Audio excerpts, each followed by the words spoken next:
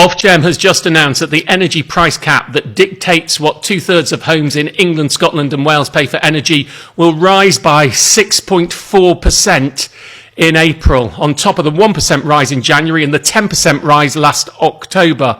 So, what does it really mean and what can you do about it? I'm Martin Lewis from moneysavingexpert.com and this is my instant reaction briefing. So first thing, what is the price cap? Well, it is the maximum amount that energy firms can charge for the daily standing charge and unit rates on their standard tariffs, the default tariff that you're on if you've never switched or if you've come off a fix and you've not done anything.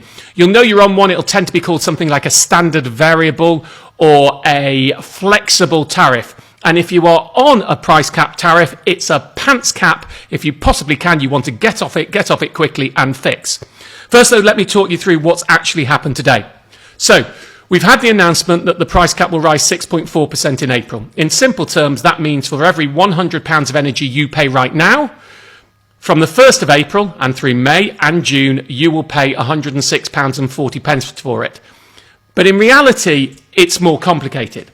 Because what the regulator does is it limits the standing charge, the daily charge, the horrible daily charge that you have to pay just for the facility of having gas and electricity, and the unit rate. And those are changing slightly differently to the way you may expect. Let's do electricity first. This is the average UK direct debit price cap. That is going up 8.7% on the unit rate, but down an average 12% on the standing charge. On gas, the unit rate is going up 10%, the standing charge is only going up 3.2%.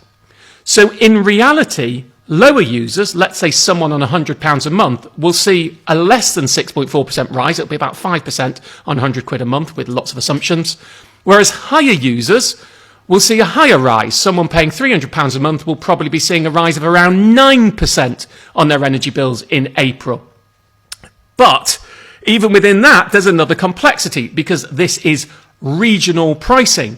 So while on average the electricity standing charge is going down, there are outliers. If you live in Northwest Wales or London, your electricity standing charge will still be going up. As for why, well, I've got the boss of Ofgem on my TV show, 8 o'clock ITV tonight, and I'm going to be asking him that and putting lots of other questions about this to him as well as explaining in more detail what you can do. So that's the reality of what's happening. What should you do about it? Almost got my phrasing wrong. What should you do about it? Okay, well, let's do this really simply. Right now, the cheapest fixed rate tariffs are 4% below the current price cap. There's the current price cap. But in April, that price cap is going up by 6.4%. And after April, we think in July, because wholesale rates have dropped a little bit recently, it might come down a little, but still won't be as low as the current price cap. And then in October, go up and stay around that level. Now, of course, those predictions could be wrong. They're from analysts based on the current situation. If we have peace in Ukraine or the Middle East, or Donald Trump does what he says and drill, baby, drill, and puts more oil in, then that could all impact future prices. But on the current predictions, you can fix now and save money, and you can certainly save substantially once it goes up in April.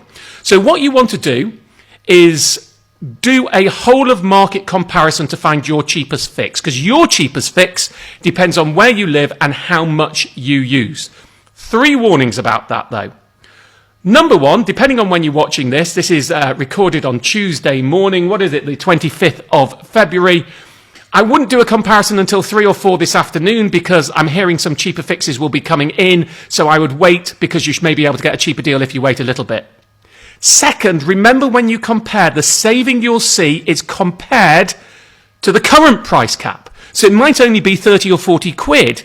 But in reality, that price cap is going to go up. So compared to what you would pay if you did nothing once it goes up in April, the saving will be far bigger and it is still worth fixing. And third, remember, most comparison sites hide tariffs that don't pay them by default. You have to find a little button and click Show Me All Tariffs if you want to see them. Or even better, you could just use my moneysavingexpert.com Cheap Energy Club comparison that automatically shows you all the tariffs. So that is roughly what you should be doing. There are other tariffs out there some may want to consider.